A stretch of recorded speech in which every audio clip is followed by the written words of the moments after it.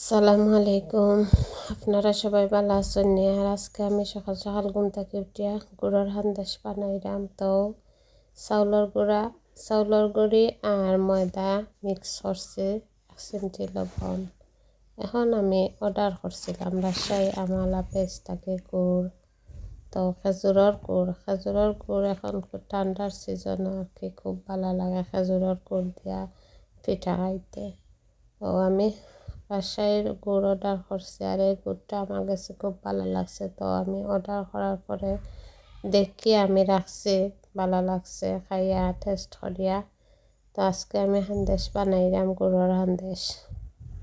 তো অনেকে তেলের পিঠাও হয় না, আমরা সিলেটে গুড়ের সন্দেশ হয়, যেহেতু গুড় দিয়া বানানি হয়। আর খেজুরের গুড়, ঠান্ডার দিন খেজুরের গুড় দিয়ে নানান ধরনের পিঠা করিয়া খাইলে খুব ভালো লাগে। আমার এই গুড়ের সন্দেশটা আমরা ফ্যামিলির সবাই ভালো পাই। আর আমি এখন বানাইলাম সকলের লাগে।